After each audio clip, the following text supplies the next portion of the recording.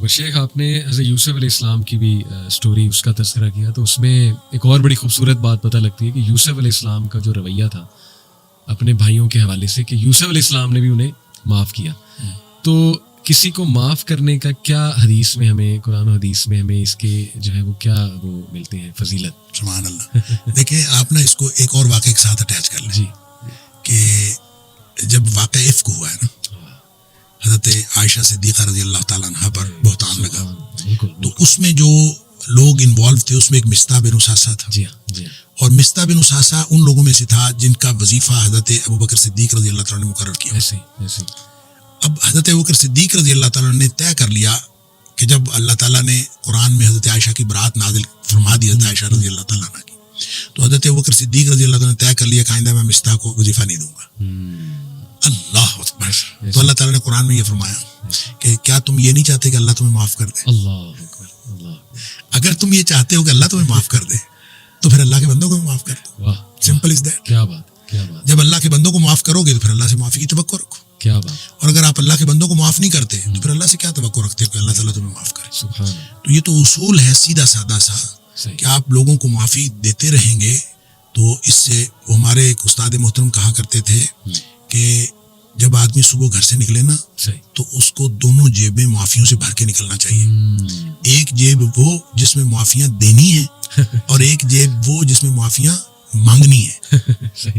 لہذا جہاں تھوڑی سی غلطی ہو وہیں فوراً معافی مانگ لیں اور جہاں کسی سے تھوڑی سی غلطی ہو وہاں فوراً معافی دے دیں تاکہ شام کو جب واپس آئے تو کوئی چیز اس کے ذمے نہ ہو. اور یہ اس طرح کا آدمی کو طریقہ کار بنانا پڑے گا. مگر اللہ سے معافی مانگنا آسان ہے. معافی لینا مشکل ہے کہ جب تک آپ اپنے آپ کو اپنے ڈٹرمنیشن کے ساتھ جو پہلے بھی ہماری بات ہوئی کہ توبہ کی کوالٹی کا مسئلہ ہے اللہ تعالیٰ کی طرف سے معافی دیے جانے کا یا توبہ کی قبولیت کا کوئی مسئلہ نہیں. کیا بات ہے, کیا بات ہے. اور یہ بھی آپ نے بڑی خوبصورت بات کی کہ دیکھیں دوسروں کے کام آنا, جیسے وہ نبی اکرم صلی اللہ علیہ وسلم نے ان صحابیوں کہا کہ آپ اپنی خالہ کی خدمت کرو, والدہ نہیں حیات, تو خدمت خلق دوسروں کے کام آنا وہ بھی ایک بڑا کوئک ذریعہ ہے میرا خیال اللہ رب العالمین کی خوشنودی. جب ہم کہتے ہیں نا ان الحسنات, قرآن کہتا ہے ان الحسنات یذہبن السیئات کہ نیکیاں گناہوں کو مٹا دیتی ہیں, تو اس نیکیوں سے مراد یہ نہیں ہے کہ صرف نمازیں پڑھنا وہ مٹا دیتا ہے. آپ دیکھیں صلاۃ التوبہ پڑھیں, 2 رکعت توبہ کی نماز پڑھیں اور اللہ تعالیٰ سے معافی مانگیں, یہ بھی طریقہ ہے. لیکن نیکیاں وہ ہیں جو آپ ساری دنیا سے جو آپ کی زندگی کے اندر انوالو ہے سب سے نیکی کرتے ہیں. اس میں حقوق اللہ والی نیکیاں بھی شامل ہیں, اس میں حقوق العباد والی نیکیاں بھی شامل ہیں. جب وہ نیکیاں کریں گے تو آپ سمجھ لیں کہ توبہ اس کے ساتھ جڑی ہوئی ہے. اب آپ ان نیکیوں کے ساتھ توبہ جڑی ہے, نیکیاں کرنا شروع کر دیں تو خود بخود جو ہے وہ جو 99 قتلوں والی حدیث ہے اس میں بھی تو یہی کہا گیا فاعبد اللہ معہم, جا کے ان کے ساتھ بندگی شروع کر دے. کوئی نہ تو چلا کاٹنے کے لیے کہا گیا, نہ اس کے لیے کوئی خاص جا کے کہا کہ ان کے ساتھ جا کے بندگی شروع کر دے. تو گویا اللہ کی بندگی میں حقوق اللہ بھی آتے ہیں, حقوق العباد بھی آتے ہیں. تو جب وہ انسان وہ کرنا شروع کر دیتا ہے تو اس سے گناہ معاف ہوتے ہیں. شیخ ایک اور واقعہ ہمیں ملتا ہے کہ ایک شخص نبی صلی اللہ علیہ وسلم کی محفل میں آئے, صحابی کہنا مناسب ہوگا نہیں کہ وہ ظاہر مسلمان ہی تھے, انہوں نے یہ کہا کہ میں نے ایک گناہ کیا ہے, اور اگر مجھے صحیح سے یاد آ رہا ہے حدیث میں غالباً یہ ہے کہ آئی کسڈ اے وومن, اس طرح کے الفاظ ہیں. تو انہیں صحابی ہی کہیں گے؟ جی بالکل صحابی ہیں. تو نبی صلی اللہ علیہ وسلم خاموش ہو گئے غالباً, اس کے بعد نماز پڑھی گئی, اور نماز کے بعد واقعے میں آتا ہے کہ آیت نازل ہوئی اور نبی صلی اللہ علیہ وسلم نے اس کو یہ بشارت دی کہ آپ کا گناہ اللہ نے معاف فرما دیا. ایسا کچھ ہے نہیں, وہ حدیث بالکل واقعہ ہے, اور لیکن اس میں ایسا ہے کہ اس نے اپنے گناہ کا ذکر کیا. ٹھیک ہے کہ میں اس طرح کا گناہ کر بیٹھا ہوں. تو نبی پاک صلی اللہ علیہ وسلم سے پوچھا کہ ہمارے ساتھ نماز پڑھی ہے؟ ٹھیک. اس نے کہا جی پڑھی ہے. آپ فرمایا جاتا ہے گناہ معاف. اللہ سبحان اللہ. تو اس کے لیے نبی کریم صلی اللہ علیہ وسلم نے فرمایا جو 2 نمازوں کے درمیان گناہ آتے ہیں, جب آدمی نمازیں پڑھتا ہے تو ایک نماز سے دوسری نماز کے درمیان جو گناہ آتے ہیں وہ اللہ تعالیٰ معاف کر دیتا ہے. دیکھیں پیوریفیکیشن کا ایک سسٹم ہے. نماز بھی پیوریفیکیشن کا نظام ہے. بالکل ٹھیک. رمضان سے رمضان تک, جمعے سے جمعے تک, یعنی ایک جمعہ پڑا ہے دوسرے جمعے تک, ایک رمضان سے دوسرے رمضان تک, ایک عمرے سے دوسرے عمرے تک, ایک حج سے دوسرے حج تک. اچھا, یہ درمیان میں جتنے گناہ ہیں یہ جب اللہ تعالیٰ معاف کر دیتا ہے جو حدیث میں آتا ہے تو یہ صغیرہ گناہ ہے. صحیح. چھوٹے گناہ ہیں جو بغیر توبہ کے معاف ہو جاتے ہیں. بالکل ٹھیک. جو کبیرہ گناہ ہیں وہ بغیر توبہ کے معاف نہیں ہوتے. بالکل صحیح. اور اگر اس میں کسی بندے کا حق انوالو ہے تو جب تک حق ادا نہ کیا جائے اس وقت تک معاف نہیں ہوتے.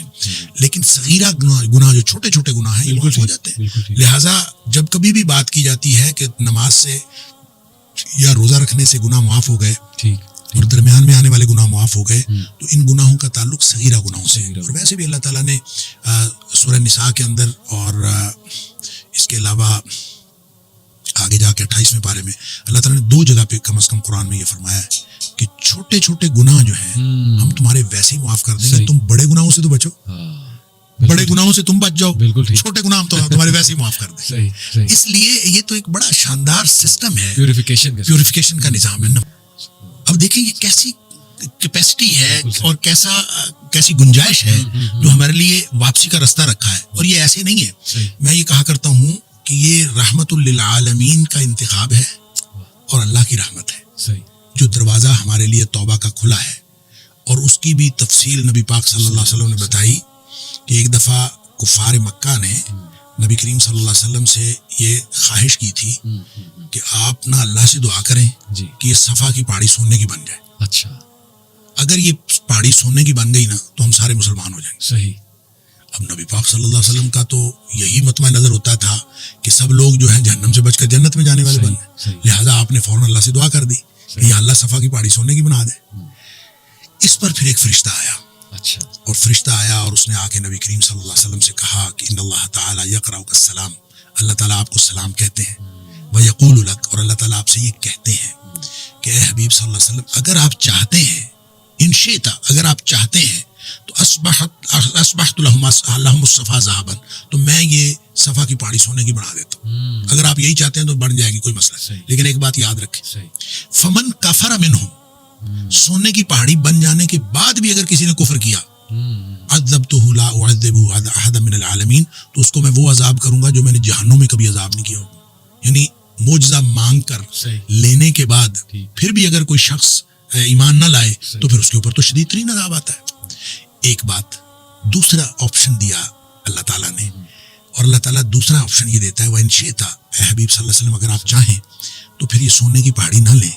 فتحت لهم باب التوبۃ والرحمہ, میں ان کے لیے واپسی اور رحمت کا دروازہ کھلا رکھتا ہوں.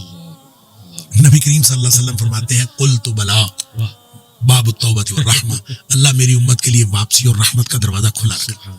یہ رحمت ہے اور رحمت للعالمین کا انتخاب ہے کہ ہمارے لیے واپسی کا دروازہ کھلا ہے.